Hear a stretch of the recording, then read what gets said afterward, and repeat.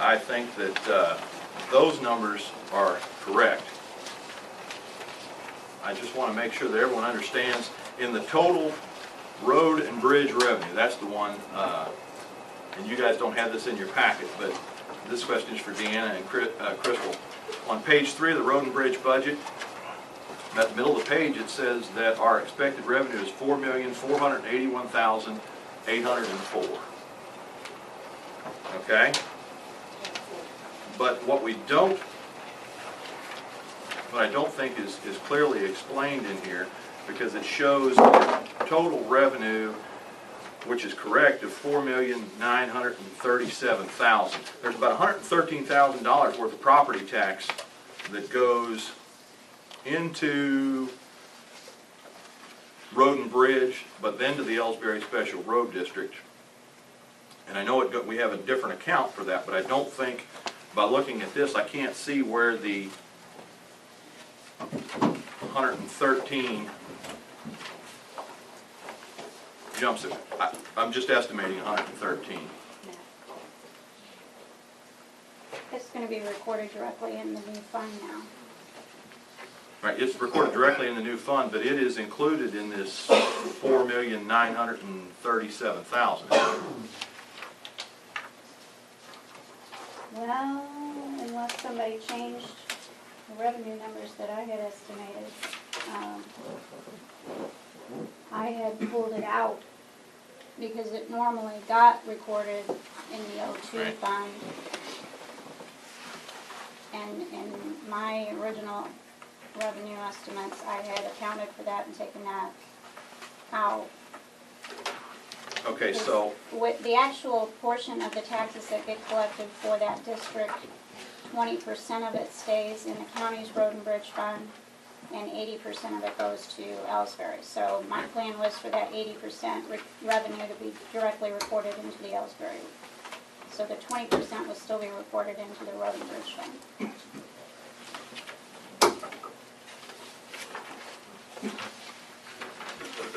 So I see here that the revenues increased from my estimates for the property tax revenues was $1,608,000, and it's jumped up to $1,633,000.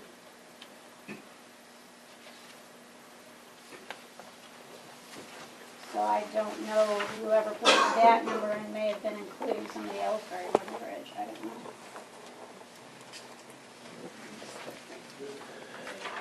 so I guess my question is, road and bridge dollars, our total revenue, is it the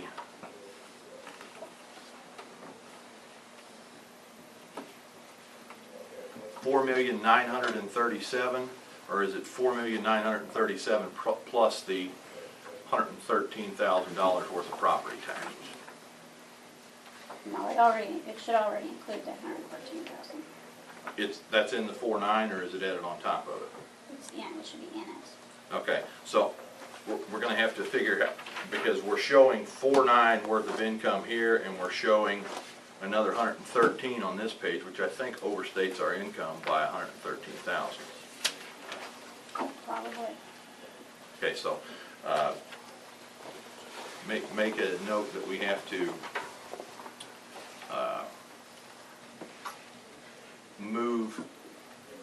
reduce the property tax revenue in the regular road and bridge account. By the 113. It's actually, there's surtax too. I think it's going to be $112,550 is what we have in property tax for Ellsbury Special. That way, if you look on your sheet, revenues held in the treasury,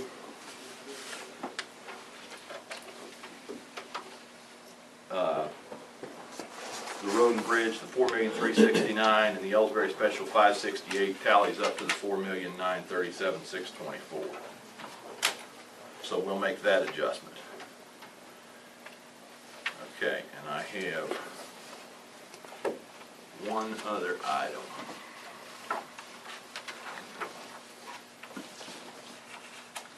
that is in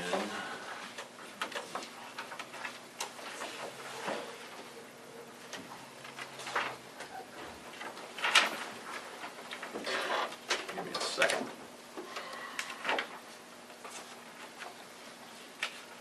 This won't be in your pamphlet. This is the itemized appropriation.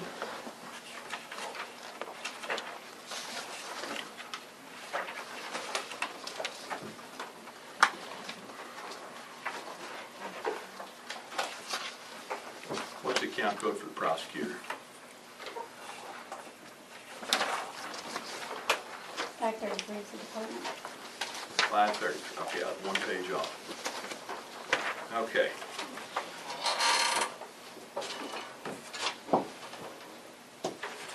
It appears to me that the bottom line is correct, but somewhere along the line there was a appropriation requested for $5,000 in community outreach. That line is no longer in here. Would anybody care to explain to me what happened to that line?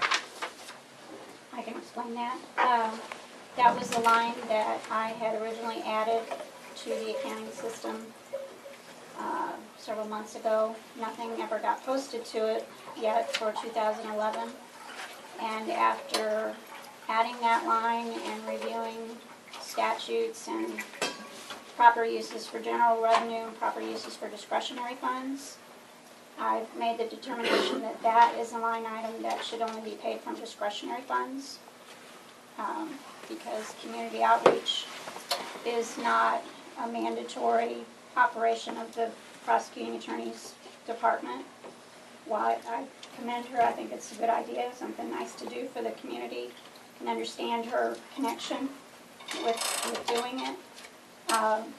It's not something that I feel should cut into general revenue for money that's available for departments to do what's required of them to do. It's not required to do community outreach.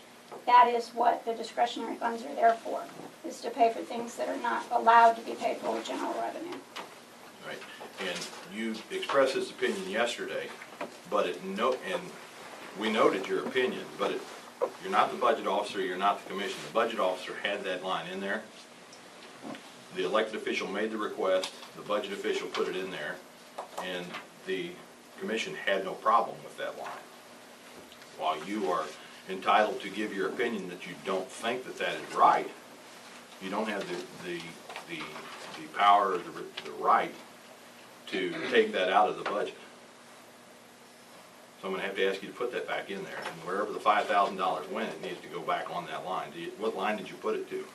I've moved it to her investigator mileage, because she does charge investigator mileage there, and I had set up a separate code to keep that separate from the mileage that goes for training.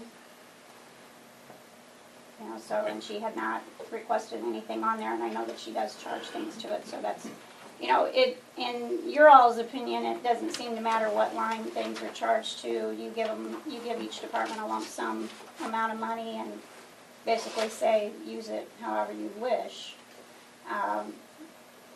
That differs a little bit with my opinion on how things are appropriated, what the money is appropriated for, and legal uses for the money out of general revenue. I have a judge's decision to support my opinion of that. What do you offer as backup for your opinion? I have my statutes that say that the The same auditor. statutes that the judge looked at and gave the opinion on. What judge? Judge Mobley. And what opinion was that? Crickbaum versus Lincoln County, 2009. Do we all remember that? That had something to do with the auditor?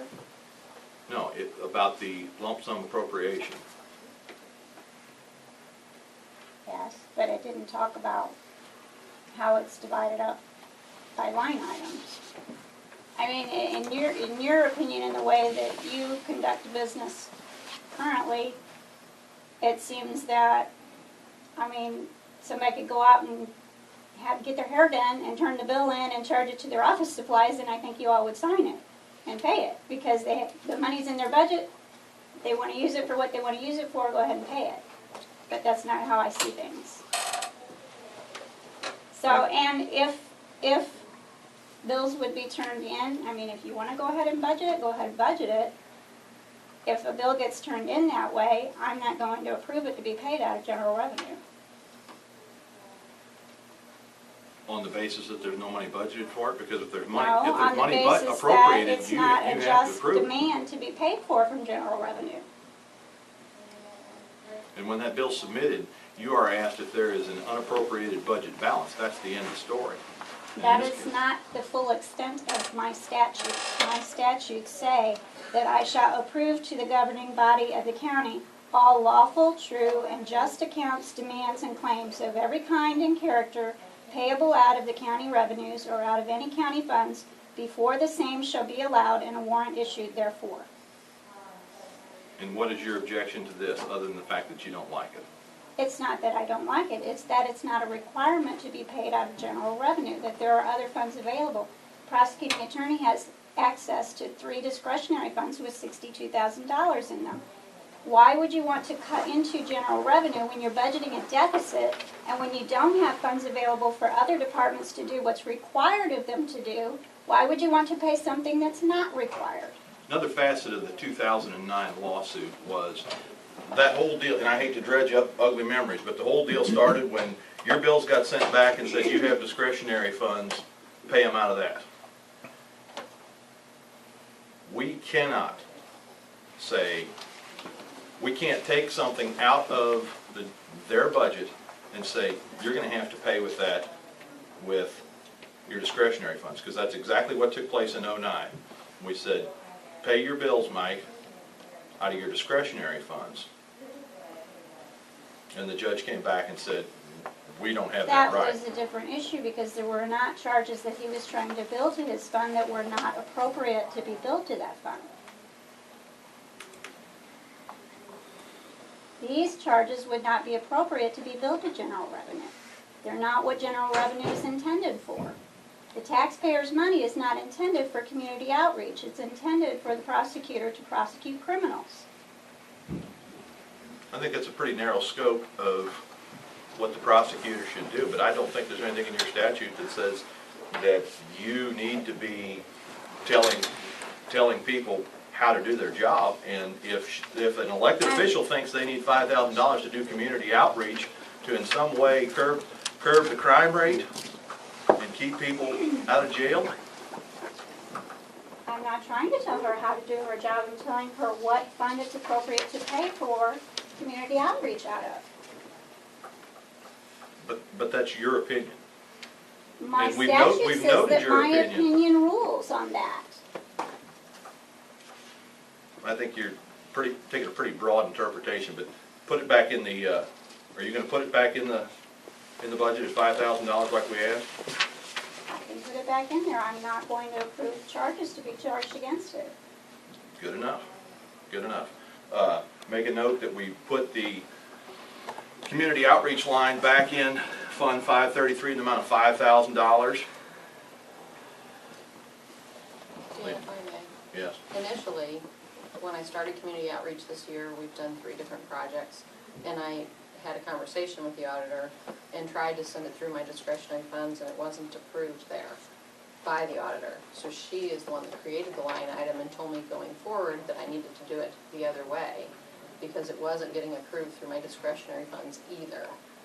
So, just for clarification, I Duly attempted noted. to do it that way initially. I don't believe that's correct because some of the charges, such as your mileage and things, did go through your discretionary funds and other pieces of it went through